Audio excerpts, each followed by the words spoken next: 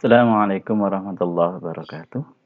Selamat bertemu kembali dalam bahasan kinematika robot. Kali ini dalam video yang keempat. Dalam video yang sebelumnya kita sudah membahas yaitu tentang matrik rotasi komposit yang menggabungkan antara matrik perputaran terhadap sumbu Y, kemudian diputar lagi terhadap sumbu sumbu Z, kemudian sumbu X. Oke. Nah, kemudian jadi seperti ini. Inilah matrik rotasi komposit. Oke, kita lanjutkan lagi pembahasan kita, yaitu tentang rotasi terhadap sumbu sembarang. Gimana ini? Rotasi terhadap sumbu sembarang ini bagaimana? Kita tidak harus merotasikan terhadap sumbu X, Y, Z saja. Misalkan saja di sini ada gambar bagaimana ini dirotasikan terhadap sumbu ini. Nah, sumbu R ini. Misalkan ada titik dirotasikan terhadap sumbu R. Bagaimana caranya? Nah, di sini dijelaskan bahwasanya ini kita putar dulu menuju kepada sumbu Z. Nah, jadi sumbu yang kita pakai ini kita rotasikan dulu terhadap sumbu sehingga dia berimpit dengan sumbu Z. Titik yang akan kita rotasikan juga kita rotasikan sehingga sama dengan matrik ini tadi, matrik yang digunakan untuk merotasikan sumbu ini. Nanti baru kita rotasikan terhadap sumbu Z. Kalau sudah, kita kembalikan lagi, kita rotasikan lagi kepada semula. Kelihatannya rumit ya, mungkin gambarannya seperti ini mudah. Di sini kita punya 3 sumbu, yaitu sumbu X, sumbu Y, sama sumbu Z. Ini kita bisa putar-putar. Misalkan kita membuat satu titik di X sama dengan 5, misalkan gini. 0, 1, 2, 3, 4, 5 berarti ada di sini.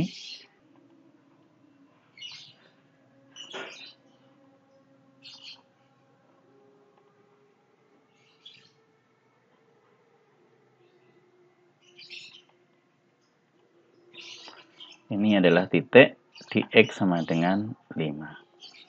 Misalkan kita mau rotasikan terhadap sumbu Z, tidak jadi masalah. Tentunya kalau 90 derajat akan jadi Y sama dengan 5. 1, 2, 3, 4, 5 ada di sini.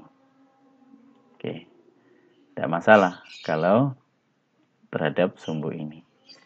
Misalkan saya membuat sumbu yang lain, misalkan di Y sama dengan di X sama dengan 2 umpamanya. Z ini, sumbu Z ini saya geser ke sini. Nah, sumbu putarnya di sini. Bagaimana? Tentu dia bukan diputar ke sana, tapi putarnya jadi ke sini. Oke. Seharusnya hasilnya adalah di sini. Oke. Coba kita putar ya. Ini kita putar terhadap ini.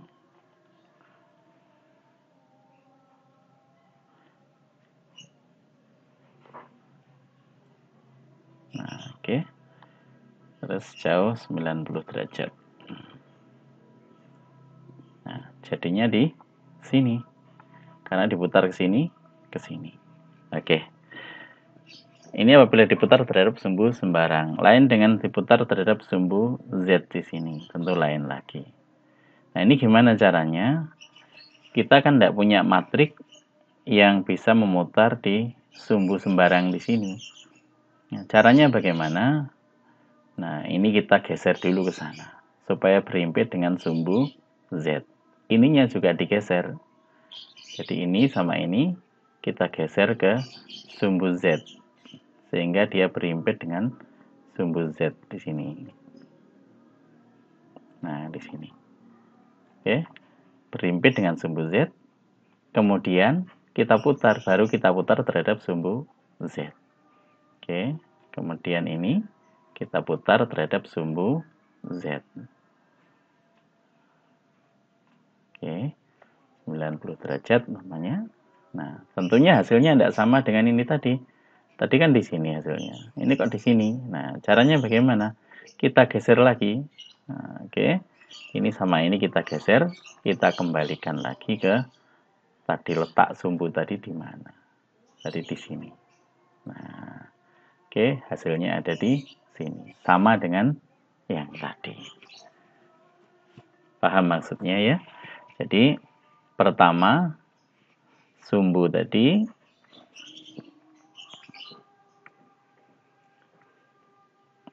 tadinya di sini. Nah, ini keduanya ini kita geser ke sana, dirapatkan dengan sumbu Z.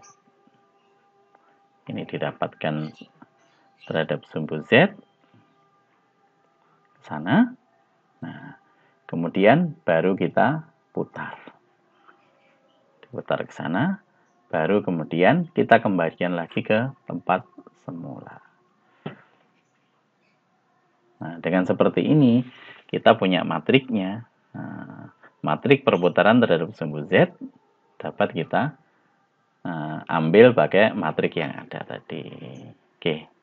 Nah, ini gambarannya supaya mudah seperti itu. Kalau saya pakai sumbu sembarang yang enggak lurus dengan Z, nanti repot. Nah, ini digeser saja dulu. Nah, ini caranya seperti itu. Oke. Demikian juga di sini, misalkan dirotasikan terhadap R, garis R di sini. Gimana caranya? Nah, pertama kita rotasikan dulu terhadap sumbu X di sini. Ketemu di sini. Baru kemudian dirotasikan terhadap sumbu Y ya. Dirotasikan terhadap sumbu Y. Akhirnya berimpit dengan sumbu Z di sini. Nah, disinilah baru kita putar. Setelah diputar, kembalikan lagi, diputar lagi. Misalkan tadi diputar umpamanya saja 45 derajat terhadap X, terus kemudian 45 derajat terhadap Y umpamanya. Maka sekarang dibalik. Hasilnya tadi dirotasikan terhadap sumbu Y minus 45 derajat, kemudian terhadap sumbu X minus 45 derajat. Sehingga ketemu. Jadi tadi titik tadi dirotasikan terhadap sumbu sembarang di sini. Mudah-mudahan bisa dipahami. Ya. Oke, itulah rotasi terhadap sumbu sembarang. Oke, kita lanjutkan saja. Ini perhitungannya mirip seperti itu ya. Oke, kita lanjutkan saja. Sekarang ke Euler, rotasi dengan sudut Euler. Mirip dengan yang kita matrik komposit ya. Cuma di sini urutannya saja. Yang pertama adalah sumbu Z, kemudian sumbu Y. Kalau Euler 1, sistem 1 ini Z. Terus kemudian terhadap OU, terhadap epsilon, ya, ini lambang-lambang saja ya. Nah, ini Euler 2 seperti ini, Euler 3 seperti ini. X, Y, Z gitu aja. Urutannya saja, mirip ya, oke. Gambarannya seperti ini. Jadi kita lihat tadi perkaliannya, kalau tadinya terhadap X, Y, Z. Nah, ini terhadap pertama adalah terhadap Z, kemudian terhadap X, terus kemudian terhadap Z lagi ya, seperti ini. Oke. Mirip lah, bisa dibaca sendiri. Oke. Nah, kemudian sistem Euler ketiga, ini dia ngasih nama, kalau diputar terhadap sumbu Z dinamakan roll. Roll, kemudian pitch, angguan ya, pitch, ini adalah angguan. Roll, pitch, yaw adalah gelengan, gelengan yaw, RPY. Jadi roll ini terhadap sumbu Z, kemudian pitch ini terhadap sumbu Y, kemudian terhadap sumbu X, yaw.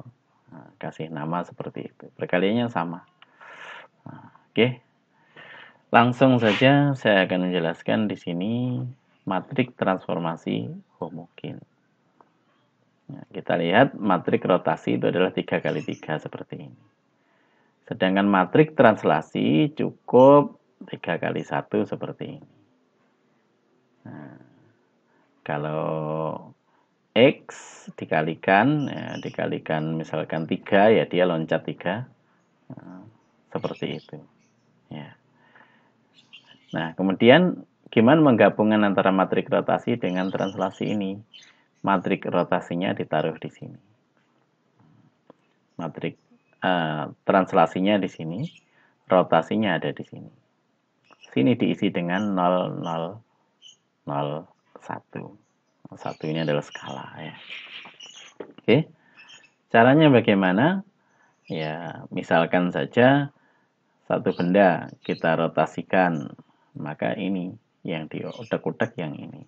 Kalau ditranslasikan yang diutek-utek yang ini. Ya, ini X-nya berapa, Y-nya berapa, Z-nya berapa. Oke, coba kita praktekkan saja langsung. Untuk mempraktekkan, kita kembali ke materi kita yang kemarin saja, yaitu materi komposit, supaya mudah daripada bikin-bikin yang baru. Oke, ini kita lihat di sini apabila diputar terhadap sumbu Z 90 derajat misalkan, maka titik 500 ini akan menghasilkan 00 min 5. Ini kalau 90 derajat terhadap Z, kemudian terhadap X. Oke. Misalkan sekarang kita tambahi dengan translasi. Ya, kalau ini kan cuma rotasi saja. Ini sementara kita nolkan dulu supaya tidak bingung. Nah, kita nolkan, jadi masih di titik awal. Jadi 500 hasilnya juga 500. X, Y, Z. Nah, di sini. Untuk menambah matrik translasi, kita tambahkan lagi di sini, yaitu satu kolom lagi. Ini kita lebarkan. Nah, di sini kita tambah, misalkan X-nya digeser 5 poin. Nah, Y-nya 0. Z-nya 0. Kemudian bawahnya kita tambah dengan angka 1. Di sini 0, 0, 0. Oke, kurangnya kita besarkan. Kita lihat di sini ada 4 kolom. Kalau dikalikan dengan 3 baris tidak bisa. Gimana caranya? Nah, ini kita tambah koordinatnya ini bukan 500 tapi ditambah dengan skala yaitu 1. Oke. Hasilnya nanti jadinya juga matrik 3 kali 4 seperti 3 kali 4 kali 1 seperti ini. Oke. Coba kita kalikan, ini ditranslasikan 5 satuan ke arah sumbu X. Ya, jadi hasilnya nanti harus 10. Nah, jadi ini 5 ditambah 5 jadinya 10. Nah, 10, 0, 0. Oke, di sini saya kalikan seperti kemarin kita blok. Kita masukkan rumusnya M mul. Nah, kemudian dia minta array pertama. Array pertama adalah ini. Oke, titik koma. Array kedua adalah ini. Oke. Kemudian kita tutup kurung, Ctrl Shift Enter. Nah, kita lihat di sini angka 1, ini 10. Betul. Jadi ini kalau digeser terhadap sumbu X5, translasi 5 poin, hasilnya adalah 5 ditambah 5 jadi 10. Nah, oke, saya luruskan. Oke. Misalkan Y-nya saya tambah 4. Maka dia Y-nya 4. Jadi 10, 4. Oke, diputar terhadap sumbu Z 90 derajat. Nah, jadinya seperti ini koordinatnya. Oke, silahkan dicoba-coba sampai kalian paham. Nah, oke lah. Jadi itu bahasan kita, matrik yang gabungan antara matrik translasi dan matrik rotasi ini disebut matrik homogen. matrik homogen. Diingat-ingat nama saja ya. Kemudian matrik homogen ini mempunyai sifat-sifat, diantaranya kalau di sini bentuknya matrik identitas. Jadi yang di sini ini matrik identitas. Kalau matrik identitas berarti ini adalah sudutnya nol semuanya. Nah, sudutnya nol semuanya berarti yang ada cuma translasi saja. Kalau ini 0, 0, 0, nah ini saja yang ada isinya, berarti ini adalah rotasi saja. Oke, mudah-mudahan bisa dipahami. Okelah bahasan kita gini. Kita akan lanjutkan lagi dengan DH matrik, yaitu Danavid-Hardenberg parameter. Nah ini akan langsung ke robot penerapannya di robot. Oke. Terima kasih atas perhatiannya. Mohon maaf segala kesalahan. Assalamualaikum warahmatullahi wabarakatuh.